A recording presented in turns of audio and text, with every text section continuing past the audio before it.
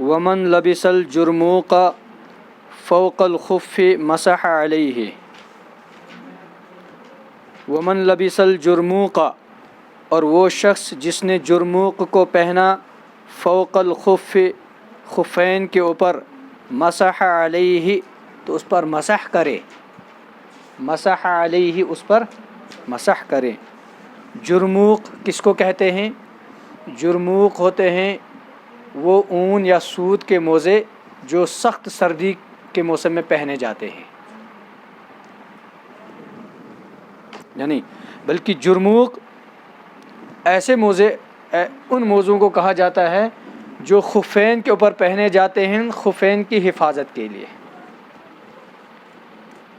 لیکن وہ جتنا جوتا ہوتا ہے اتنے ہی ہوتے ہیں. وہ بھی جرموق موٹا ہوتا ہے تھوڑا سا. نہیں، مسی نہیں ہوتی ہے. تو وہ بھی موزے ہی کی طرح ہوتے ہیں لیکن وہ جوتے کی طرح ہوتے ہیں. جو سائز جوتے کا ہوتا ہے وہی اس کا ہوتا ہے، اور وہ خفین کے اوپر پہنے جاتے ہیں خفین کی حفاظت کے لیے. تو اب اگر کسی نے خفین پہنے رکھے ہوں اور خفین کے اوپر جو ہے یہ جرموق پہن لیا ہو تو اس جرموق پر مسح کرنا درست ہو جائے گا. اور جرموق کا جو سائز ہوتا ہے وہ جوتے کی طرح ہوتا ہے. جو جوتی ہوتی ہے نا، جو جوتی آپ نے لگائی ہوگی جوتی، تو جس طرح جوتی ہوتی ہے وہی سائز جرموق کا ہوتا ہے. اور آپ نے اگر کوئی گیا ہوگا عمرے وغیرہ پر گیا ہوگا تو وہاں پر دیکھا ہوگا آپ نے کہ وہاں پر وہ جرموق نما، وہ جوتی نما جو ہے وہ جوتے پہنے جاتے ہیں پیروں پر. یہاں نہیں ہے، یہاں نہیں ہوتا ہے. ومن لبس الجرموق، اور وہ آدمی جس نے جرموق کو پہنا خفین کے اوپر، مسح علیہ، تو اس پر کیا کرے گا؟ مسح کرے گا. تو گویا کہ جرموق کی تعریف یہ ہے، جرموق وہ موزے ہوتے ہیں جو خف کے اوپر پہنے جاتے ہیں خفین کی حفاظت کے لیے، ان کی کیچڑ وغیرہ، تاکہ ان پر کیچڑ وغیرہ نہ لگے، ان کی حفاظت ہو جائے. تو وہ پہنے ہیں تو اس پر مسح کرنا کیا ہو جائے گا؟ جائز ہو جائے گا.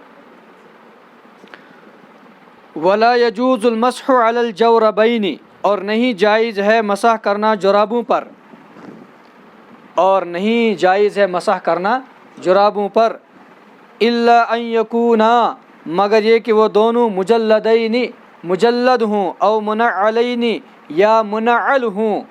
وقال، اور صاحبین فرماتے ہیں، امام محمد رحمۃ اللہ علیہ اور امام یوسف رحمۃ اللہ علیہ فرماتے ہیں، یجوز، جائز ہے، اذا کانا ثخینین، جب کہ وہ دونوں موٹے ہوں، لا یشفانی، کہ پانی نہ چھنتا ہو، پانی جذب نہ ہوتا ہو اندر. کیا مطلب ہے؟ ولا یجوز المسح علی الجوربین، اور نہیں جائز ہے مسح کرنا جرابوں پر. جراب کس کو بولتے ہیں؟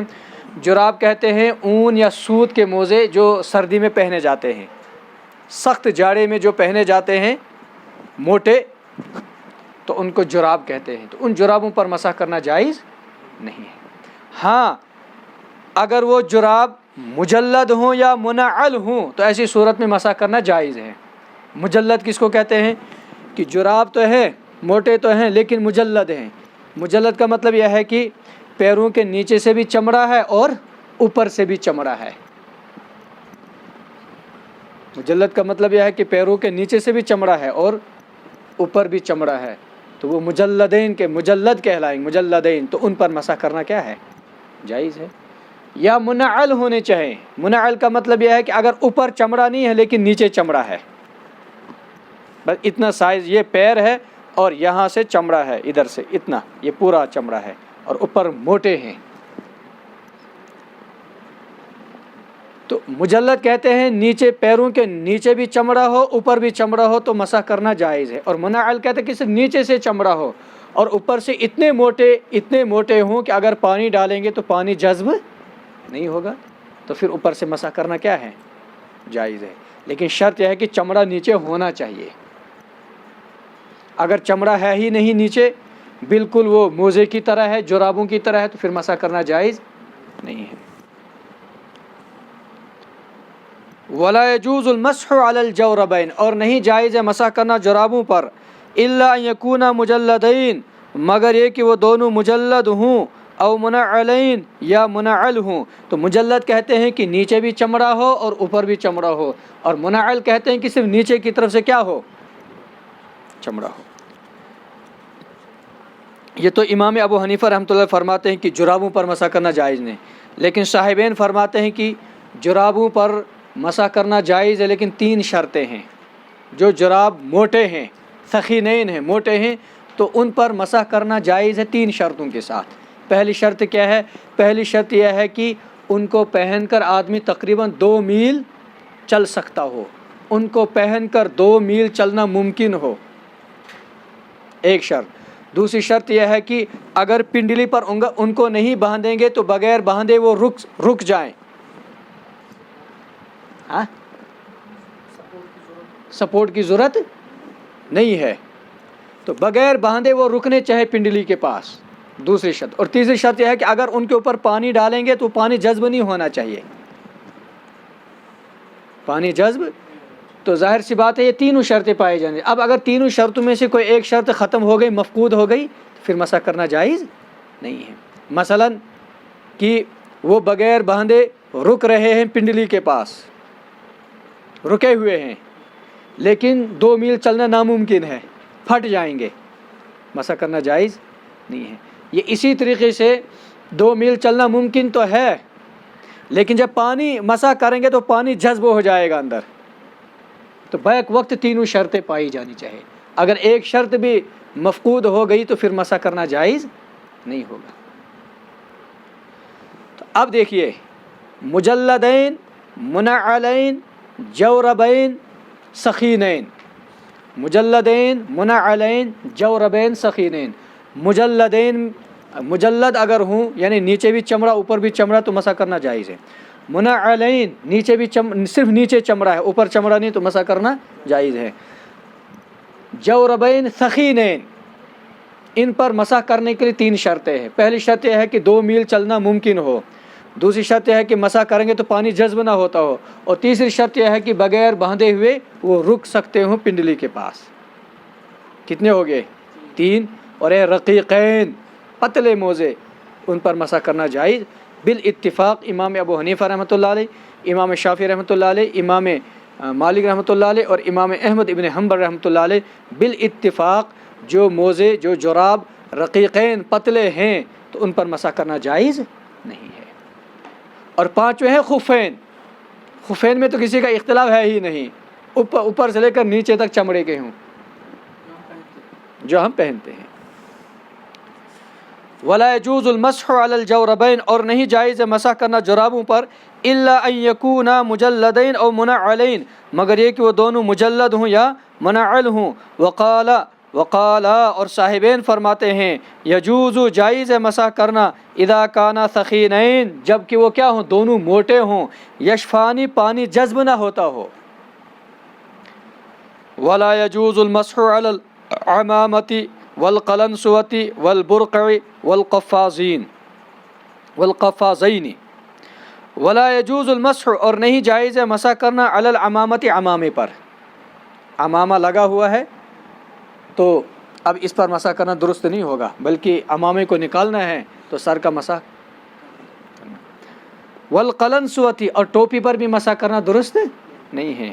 والبرقع، کوئی مستورات برقع پہنی ہوئی ہے تو اس برقعے کے اوپر بھی مسح کرنا درست نہیں ہے۔ والقفازین، اور دستانوں پر، دستانے لگے ہوئے ہیں، چاہے وہ مرد کے دستانے لگے ہوئے ہیں چاہے عورت کو دستانے لگے ہوئے ہوں، تو دونوں کی صورتوں میں دونوں کے لیے مسح کرنا درست نہیں ہے۔ اور نہیں جائز ہے مسح کرنا عمامے پر، والقلنسوۃ، اور ٹوپی پر، والبرقع، اور برقعے پر، والقفازین، اور دستانوں پر۔ ويجوز علی الجبائر، اور جائز ہے مسح کرنا جبیرے پر، وَإِن شَدَّهَا عَلَى غَيْرِ وُضُوءٍ، اگرچہ اس کو باندھا ہو بغیر وضو کے۔ وَإِن شَدَّهَا، اگرچہ اس کو باندھا ہو بغیر وضو کے۔ جبیرہ کس کو کہ جبائر کس کو کہتے ہیں؟ جبائر جبیرہ کی جمع ہے، اس کے معنی پٹی۔ جبائر جبیرہ کی جمع، اس کے معنی پٹی۔ اب کون سی پٹی مراد ہے؟ جب کسی کی ہڈی ٹوٹ جاتی ہے تو ہڈی ٹوٹنے کے بعد اس کا پلستر کرتے ہیں، یا تو لکڑی لگاتے ہیں، یا تو پٹی لگاتے ہیں، یا سیمٹ وغیرہ لگاتے ہیں، تو اس پر جو ہے اس پر مسح کرنا کیا ہوگا؟ جائز ہوگا۔ مثال کے طور پر یہ ہڈی ٹوٹ گئی ہے، اب یہاں پر پلستر لگا دیا، ٹائٹ پلستر، یا پہلے دور میں جو ہے وہ لکڑی لگاتے تھے، اب جو ہے پلستر کا دور ہے، تو اب پلستر لگاتے ہیں، وہ اس کو بالکل ٹائٹ کرتے ہیں، تو اب اگر اس کو غسل کرنا ہو تو اس پر مسح کرے گا اور باقی کو کیا کرے گا؟ دھوئے گا۔ اسی طریقے سے اگر وضو کرنا ہو تو جتنے پر یہ جبیرہ لگا ہوا ہے، جتنے پر یہ پٹی لگی ہوئی ہے، اتنے حصے پر مسح کرے گا اور باقی کو کیا کرے گا؟ دھوئے گا۔